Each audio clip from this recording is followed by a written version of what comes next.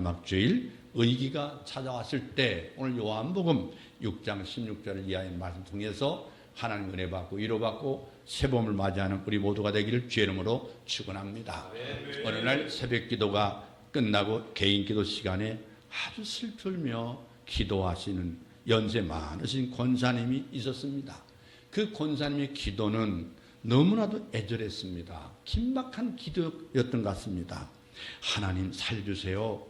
아버지 제발 살려주세요. 그냥 죽으면 안 돼요. 너무 불쌍해요. 주여 믿습니다. 살려줄 줄 믿습니다. 이 권사님 기도가 얼마나 크게 부르짖고 절실했던지 목사님이 귀까지 들렸어요. 목사님은 그 기도 듣고 깜짝 놀랐습니다. 그리고 필시 권사님 가족 중에 아마 급한 문제가 있구나, 어떤 환자가 지금 입원했거나 아마 사경을 했는 사람이 있나 보다 하고 짐작했습니다. 권사님이 기도가 끝나기까지 목사님이 기다렸습니다. 그리고 권사님이 다가서 저에게 물었습니다. 권사님, 기도 중에 누구를 꼭 살려달라고 기도하셨는데 의급한 가족이라도 있습니까? 그러자 그 권사님이 울먹이면서 목사님 너무 불쌍해요. 꼭 살아나야 돼요. 목사님 기도해 주세요. 그러면요, 저도 기도할래요. 저도 기도할게요. 누가 의급한가요? 목사님, 가을 동화에 나오는 은서 있잖아요. 죽으면 어떡해요? 얼마나 불쌍해요. 이 가을 동화는 2000년 9월 18일부터 2000년 11월 7일까지 방영된 한국방송공사 월화 미니 시리즈로 윤석호 PD의 그 포스트 사계절 드라마라고는 그 바로 하나의 방영된 드라마인데, 남매로 자는 그 은사와 사실 배가 다릅죠. 근데 준서의 비극적인 사랑 이야기를 다룬 이 본 드라마는 방영 당시에 바로 40%가 넘는 그런 압도적인 시청률을 기록하는 기염을 토할 만큼 세간의 큰 주목을 받았고, 시트콤 배우로의 이미지가 강했던 송혜교를 단숨에 스타덤에 올려준 작품입니다. 여러분, 의기라고 하는 것은 예기치 않는 상황에서 발생하는 어려움과 불안정함을 의미합니다. 이러한 의기는 개인이나 사회나 이 국가의 모든 수준에서 언제든지 닥칠 수 있고, 인간은 이를 어떻게 대처하냐에 따라서 그 결과가 크게 달라질 수 있습니다. 흔히 의기는 위험한 기회다, 이런 말이 있어요. 의기는 위험한 기회이다. 이 말은 의기가 단지 위험하고 부정적인 상황에 머무는 것이 아니라 그 속에는 새로운 기회가 숨겨져 있다는 것을 강조합니다. 코로나19 팬데믹은 과학과 기술의 눈부신 발전에도 불구하고 인류의 삶이 여전히 내일 무슨 일이 벌어질지 알 수 없는 불확실 속에 놓여 있다는 점을 우리에게 일깨워 줬습니다. 그런데 불확실성은 주관적이어서 사람마다 다르게 반응합니다. 어떤 사람은 불확실성에서 기인한 두려움에 사입해서 아무것도 하지 못하겠다 하고 자포자기하려는 사람이 있는가 하면, 어떤 사람은 이런 불확실성을 오히려 기회로 활용하기 위해서 더 의욕적으로 움직이는 사람이 있어요. 의기에 대처하는 모습은 마찬가지입니다. 의기를 위험한 고비나 시기로 받아들여서 잠자코 위험이 지나가기를 기다리는 이가 있는가 하면, 의기를 위험한 기회로 여겨서 더 적극적으로 새로운 시도를 하는 사람이 있습니다. 빅터 프랭클 트래비스 로이는요, 의기를 기회로 바꾼 사람이에요. 이 빅터 프랭클은요, 절망으로 가득 차 있는 아우슈비츠 수용소에서 이 자신에게 행동의 결정권이 있음을 인지하고 하루하루의 삶에 집중해 살아남은 사람이에요. 아이스하키 선수였던 트래비스 로이는요, 불의의 교통사고를 만났어요. 장래가 기대되는 선수에서 하루아침에 전신마비 환자로 바뀌었어요. 그러나 로이는 거기서 무너지지 않고 지독한 제한 훈련과 새롭게 공부를 시작해서 동기부여 강연자로 변신했어요. 모티베이션을 줄 수 있는. 그래서 선한 영향력을 전파하고 있습니다. 삶의 여정에 크고 작은 불확실성이 끊임없이 마주하는 것은 인간이 가진 숙명이에요. 인간이 가진 숙명. 비록 불확실성이 계속되더라도 도망치려 하지 말고 유연하게 수용하고 포용해야 합니다. 불확실성을 극복하는 유일한 방법은 불확실성이 뛰어드는 것 말고는 다른 방법이 없습니다. 오늘 본문에서 자신들의 노력이 아닌 예수님의 능력으로 의의를 극복한 사건을 볼 수 있습니다. 요한복음 6장 말씀에 보면 예수님께서 보리떡 5개와 물고기 2마리로 5,000명을 먹이신 이적이 일어났습니다. 이 이적을 떡을 얻어먹은 군중들도 흥분한 사건이었지만 떡을 나눠준 제자들도 흥분에 쌓였습니다. 이 사건 직후에 군중들은 예수님을 왕으로 세우자고 동요가 일어났습니다. 이런 분위기를 알아차리신 주님께서 혼자 산으로 가셨습니다. 예수님의 제자들은 들뜬 마음으로 배를 타고 갈리바다를 건너가다가 풍랑을 만났다는 것이 오늘 본문이 우리에게 주는 말씀입니다. 배가 풍랑을 만났다는 것은 무엇을 말하는 겁니까? 위기가 찾아왔다는 거예요. 여러분, 위기가 찾아온 결정적인 원인은 무엇입니까? 17절 말씀 보면 배를 타고 바다를 건너 가버나움으로 가는데 이미 어두웠고 예수는 아직 저에게 오시지 아니하셨더니 17절과 18절을 종합하면 세 가지 원인을 우리는 여기서 발견할 수 있습니다. 하나는 날이 이미 저물었다는 거예요. 날이 이미 저물었어요.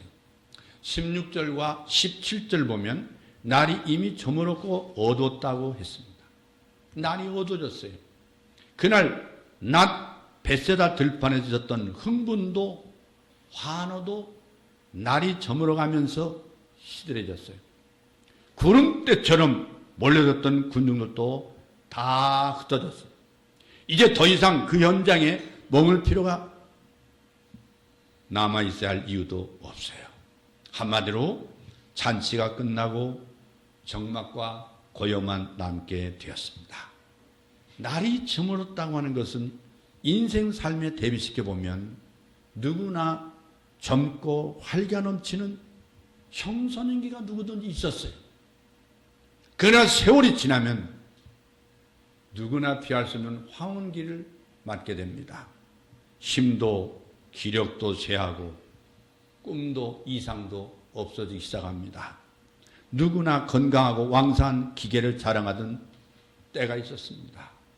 그러나 그 건강과 기계가 죽을 때까지 계속되는 건 아닙니다. 누구에게나 성공과 영광과 풍요의 시기가 있습니다.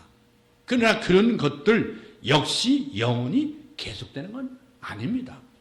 누구에게나 인생의 저녁 노을이 찾아오게 됩니다. 여러분, 옛날에 자밀련 명예총리였던 김종필 씨는요, 석양을 벌겋게 물들이고 싶다고 그의 노익장의 기염을 토했던 때가 있었습니다. 이미 그분은 작고하셨죠. 실패와 질병과 고통과 패배로 날이 저물었을 때 사람들이 취하는 행동이 두 가지가 있습니다. 하나는 절망하고 낙담하고 자포자기하는 것입니다. 여기서 한 걸음 더 나가면 목숨을 끊는 사람도 있습니다. 다른 하나는 조용히 주님을 바라봅니다. 여러분, 밀레가 그린 만종이라는 그림을 기억하시죠? 때는 저녁 노을이 겨우는 석양입니다. 장소는 프랑스의 어느 농촌 들녘이었습니다. 그때 교회의 저녁 종소리가 들려옵니다. 제가 얼마 전 신문에 보니까 제가 그렇게 하고 싶은 일을 그분이 자꾸 건드리는 것 같아서, 야, 지금도 교회 종소리가 울리면 그걸 녹화해서 영상으로 보내주시면 상금을 보내드리겠습니다.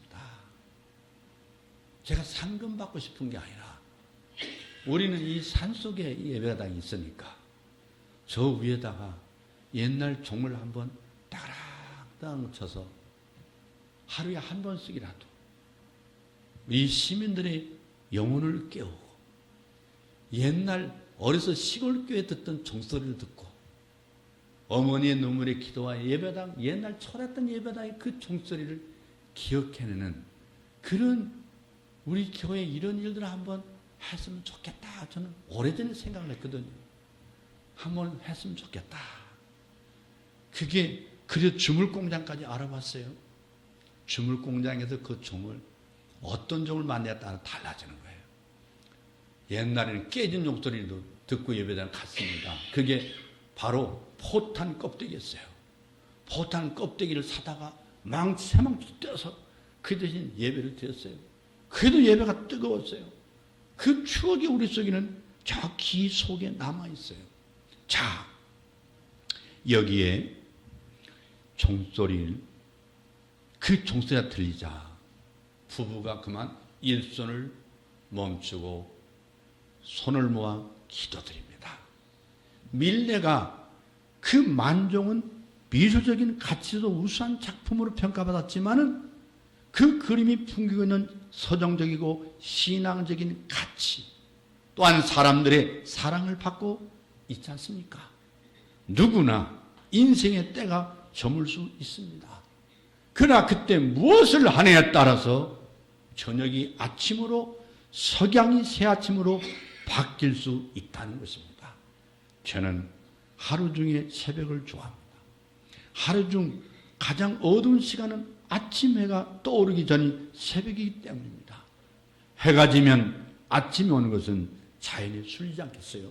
두 번째 원인은 큰 풍랑이 일어났다는 것이죠. 18절 말씀 보니까 큰 바람이 불어 파도가 일어나더니 갈릴리는 호수 중에 하나입니다. 그러나 보통 호수보다 크고 넓기 때문에 갈릴리를 갈리 바다라 이렇게 부릅니다. 갈릴리는 호수이긴 하지만 둘러싸여있는 그 북쪽 산맥에서 형성되는 이상 기후로 인해서 수시로 돌풍이 일어나서 파도가 일어난다고 그럽니다. 현대 과학 문명도 자연의 공격 앞에 속수무책입니다. 집도 자동차도 모두 휩쓸어버리는 회오리 바람인 이 토네이도는 엄청난 의력을 가지고 있습니다. 수만 명을 한꺼번에 삼켜버리고 도시 하나를 폐허로 만드는 무서운 지진이 일어납니다. 한국도 지진 예국이 아닙니다. 지금은 내진 설계를 하여서 집을 짓지만 아마 우리나라에 지진이 발생하면 전국의 도시들이 한순간에 아수라장이 될 게 뻔합니다. 지하에 매설되어 있는 엄청난 시설들이 모두 흉기로 변할 것입니다. 신문 보도에 의하면 우리나라도 큰 지진이 예상되기 때문에 정부 차원의 대비가 있어야 된다고 강조한 지가 오래됐습니다. 그러나 이런 자연의 공격은 그런대로 피할 수도 있고 예방할 수도 있습니다. 그러나 사람이 만든 풍랑은 막을 수도 없고 대책도 없습니다. 건강의 풍랑을 만난 사람, 경제적으로 광풍을 만난 사람, 회사에서 풍랑을 만난 사람, 그들이 무슨 방법으로 풍랑을 피할 수 있습니까? 나폴레옹 힐은 숲속에서 가장 튼튼하기로 소문난 떡갈나무는 폭풍으로부터 숨어있는 나무가 아니다. 폭풍과 비, 찌는 더위와 추위에 맞서 생존을 위해서 빈토에 서 있는 나무다. 이런 말을 했습니다. 세계 최초의 오페라 가수인 파바로티가 1975년 12월 20일 공연을 마치고 밀레노로 돌아가기 위해서 비행기를 탔습니다. 그날따라 밀라노의 말펜시 공항은 짙은 안개로 항공기가 이륙할 수도 착공할 수도 어렵게 됐습니다. 그가 탄 비행기가 짙은 안개를 뚫고 착륙을 시도하다가 활주를 벗어나 추락하고 말았어요. 정신을 잃고 있던 그가 깨어나 보니까 비행기 아니고 아수라장이 됐어요. 그때 그 머리를 스쳐 지나간 깨달음이 바로 여기가 생사의 갈림길이구나. 살아있다는 건 정말 소중하고 감사한 일이구나. 이런 생각을 했다는 겁니다. 그렇습니다. 그 억세고 무서운 이 풍랑 속에서 내가 살아있다는 것만으로도 감사해야 합니다.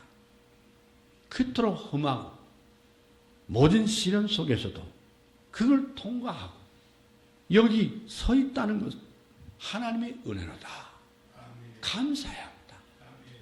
세 번째 원인은 예수님 없이 떠났다는 사실이죠. 거기 예수님 안 계셨어요. 15절 말씀 보십시오. 예수는 혼자 산으로 떠나셨다고 했고 17절 보면 예수가 아직 저에게 오시지 않았다고 했습니다. 바로 여기에 의기의 결정적인 원인을 찾아볼 수 있습니다. 홀로 된 여인을 과부라고 하죠. 홀로 된 남자를 호랍이라고 합니다. 홀로 된 아이를 고아라고 합니다. 홀로 있는 것을 고독이라고 말합니다. 예수 없는 사람, 예수 잃어버린 사람, 예수를 떠난 사람은 의기의 사람입니다. 영적인 고아입니다. 예수를 떠나 홀로 있으면 누구라도 의기를 겪을 수밖에 없습니다. 그런데 우리는 무엇이 중요하고 덜 중요한지 우선순위를 모르고 살아갑니다. 돈도 명예도 권력도 성공도 다 중요하고 필요합니다. 그러나 예수를 버리면 모든 것이 다 갖춰져 있다 할지라도 그 모든 것 조건들이 의기로 작용할 수 있습니다. 아멘. 헬라의 알렉산더 대왕이 세계 제패의 꿈을 안고 마게도냐를 출발할 때 그는 자기가 소중하게 간직하고 있던 보물들을 주위는 사람들에게 나눠줬습니다. 신하가 물었습니다. 폐하, 그런 식으로 값진 보물을 나눠주신다면 얼마 못 가서 폐하의 보물창고가 텅 비게 될 것입니다. 그러자 대왕은 나는 모든 보물을 다 나눠준 것이 아니다. 가장 값진 보물은 손에 쥐고 있노라.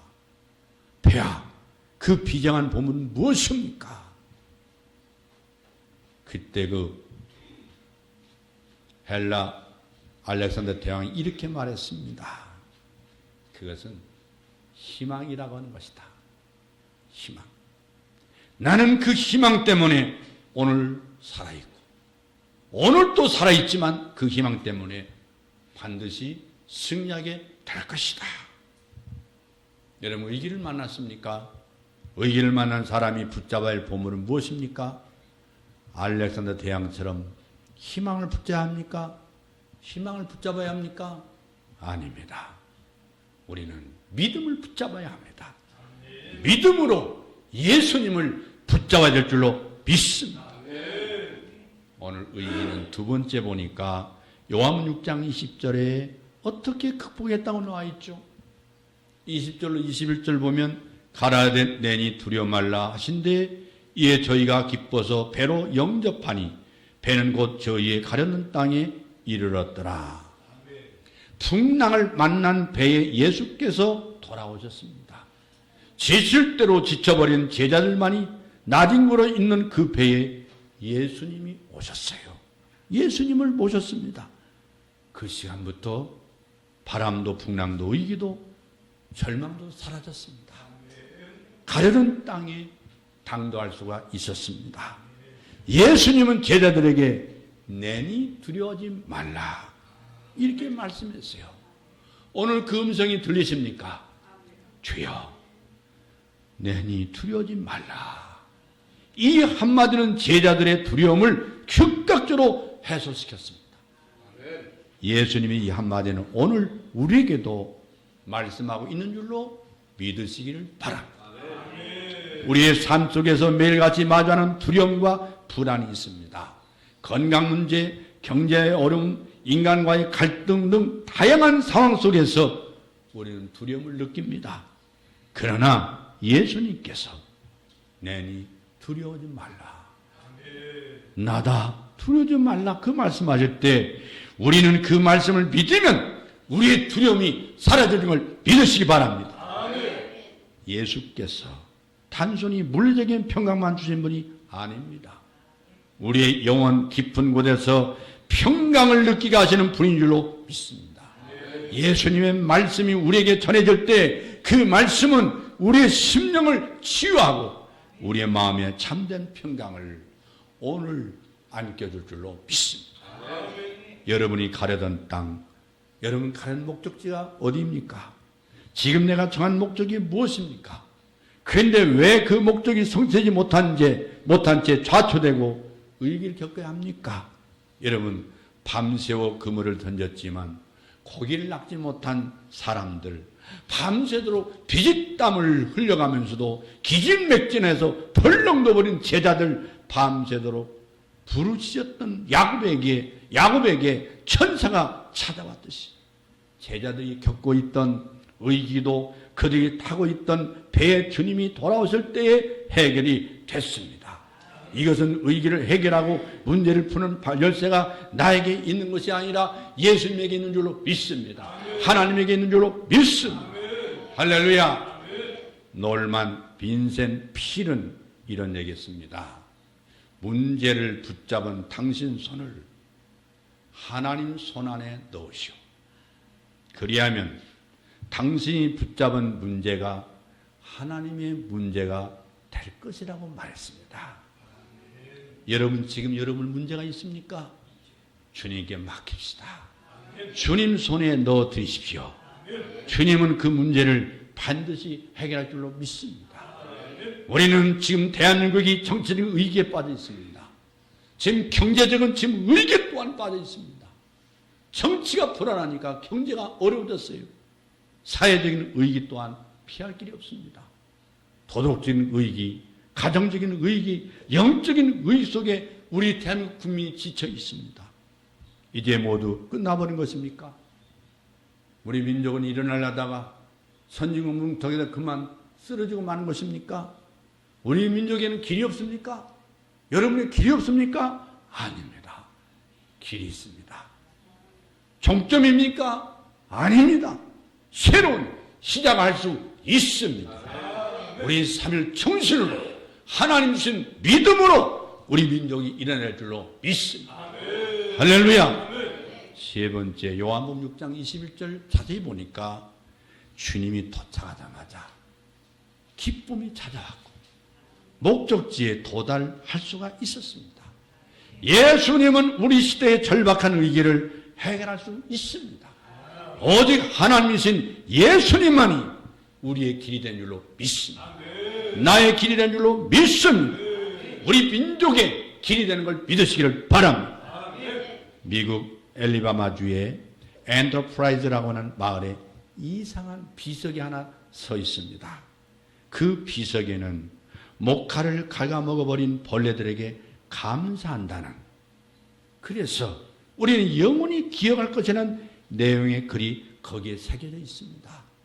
그 이유가 무엇이냐면 엔터프라이즈라고 하는 마을에 그 어느 해인가 목화를 많이 심었는데 남대없는 벌레들이 날아가지고는 목화밭을 몽땅 다 갉아먹었어요. 이때 농부들의 실망이 이만저만이 아니었어요. 우리나라 말하면 그게 되면 자살한 사람이 생깁니다. 근데 좌들 딛고 일어서서 감자를 심었습니다. 그 전에 옥수수와 땅콩을 심었습니다. 엄청난 수확과 함께 불을 얻게 됐습니다. 지금도 세계 땅콩 수확량의 30%를 수확한다고 합니다.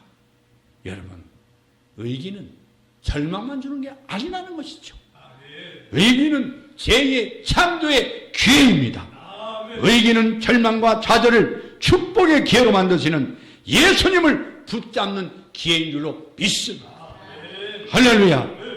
예수님만이 나의 의기를 해결해 줄 수 있습니다. 예수님만이 우리 가정의 의기를 해결할 줄로 믿습니다. 야곱처럼 의기 중에 회개합시다. 의기를 만났으면 회개해야 합니다. 의기는 나의 영혼이 죽어가는 의기인 거예요. 사업 때문에, 공부 때문에, 야망 때문에, 일락의 쾌락 때문에 예수님을 잃어버렸습니까?